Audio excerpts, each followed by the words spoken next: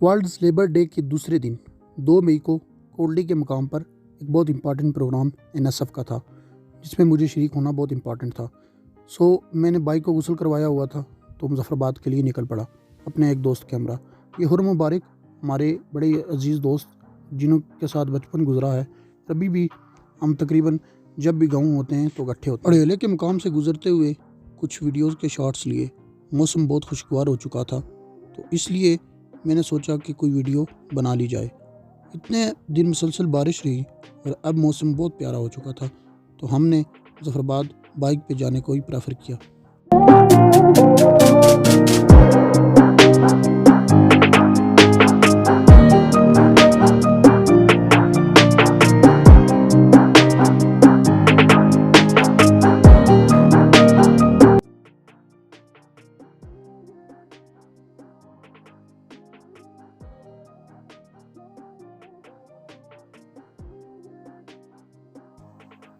आप में से जो लोग डन्ना कचीली रहते हैं उनको ये पता होगा कि छत्र क्लास से ऊपर डन्ना कचीली आने वाली रोड का तमीराती काम अब जारी है।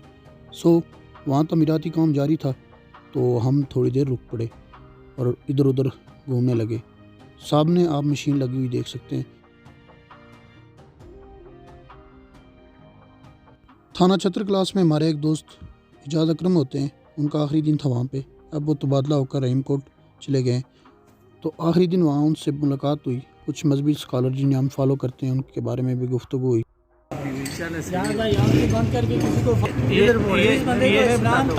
आप क्या बोलेंगे इसके बारे में पूछना चाहते हैं? यार वो मेरी जान है, मैं सच्ची आपको बताऊं, हक सच की बात करता है, कुरान और हदीस की बात करता है। आप देखिए दूसरे जो स्कॉलर्स हैं उनकी देखें, वो कहानियाँ किसे करते हैं, सब कहानियाँ शरीफ दूसरा देखें तोता शरीफ है, एक होता है कौन सा शरीफ है, वो नीले तोते आपको बताएंगे मसवाक ऐसे नहीं पकड़ना है, ऐसे पकड़ना, खीरा काटने का मदनी तरीका, केला काटने का मदनी तरीका, मदनी मुन्ना का वास्ता है यार। और जो है ना उम्मत मुस्लिम भाई साहब का मुंह देखने लायक है। तो वो देखे हमारे खुरम भाई बैठे हुए। असल मामला ये, मुझे अम्मा ने भेजा कि जाओ ज़ियारत में जाओ।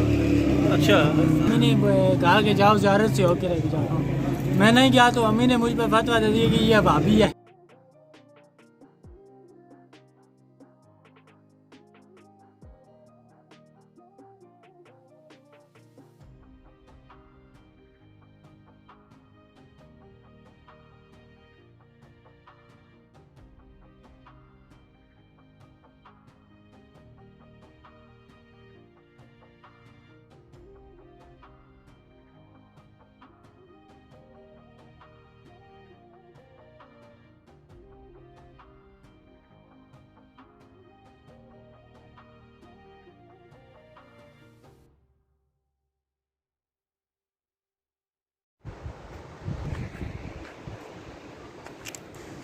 ये स्लाइड ऐसी होती रहती है यहाँ पे।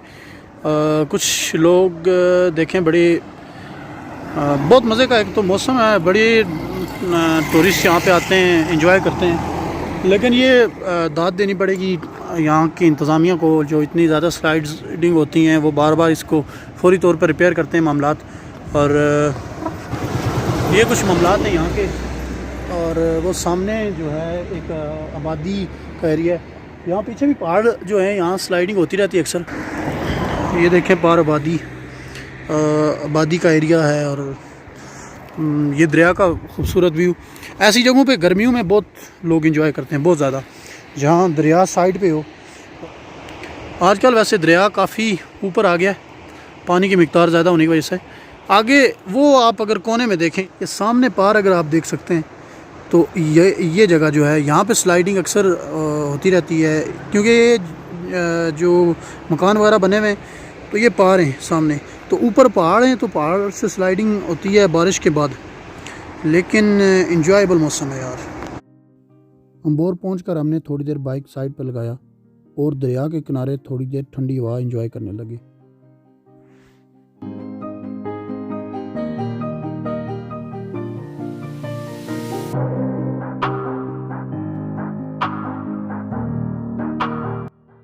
मुजफ्फराबाद पहुंचकर कमरे के बाद थोड़ी देर हमने बाहर को एंजॉय किया, और उसके बाद हम अपर अड्डा की तरफ निकल पड़े।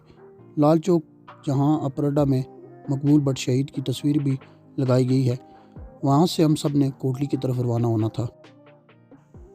अपराडा CMH के बाद हमने लाल चौक का रुख किया। लाल चौक आपने अगर नहीं देखा तो ये है जी लाल चौक। सामने मकबूल भट्ट शहीद की तस्वीर लगी हुई है और उसके बाद हम यहाँ से कोटली का सफ़र कंटिन्यू रखेंगे और आपको साथ साथ बताते रहेंगे। इसके बाद आस्ता आस्ता लोग जमा हो रहे थे। हम लोग भी बस पे सवार हुए और फिर बाहर चले गए। बाहर जाकर भी थोड़ी वीडियोस बनाई। चिराग जलाने के लिए डंडे वगैरह का इंतज़ाम किया गया।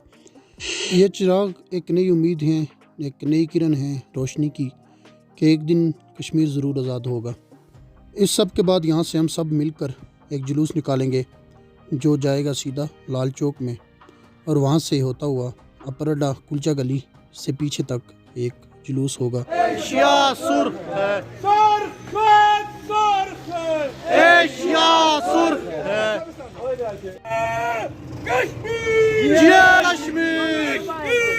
खुद मुख्तार जान से प्यारी।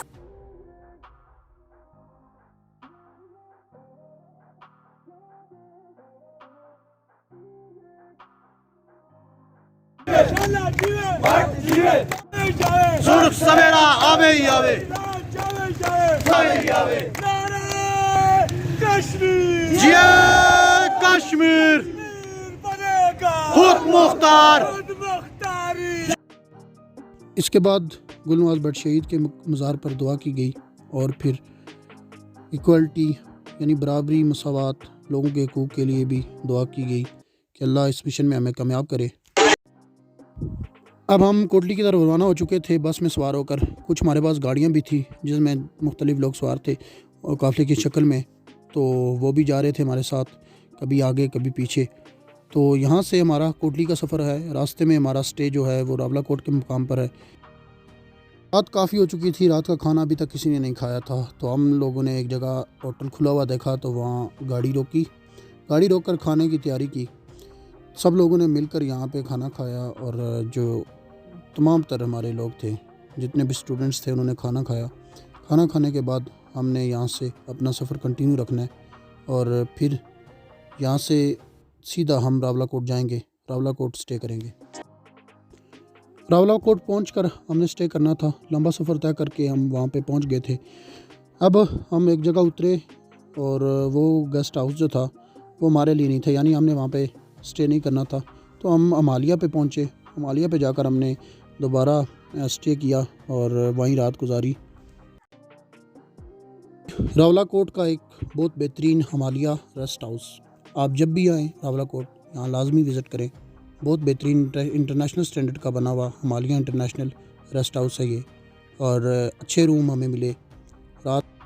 ये यहाँ के कमरे हैं बहुत बेहतरीन, अच्छे स्टैंडर्ड के बने हुए कमरे।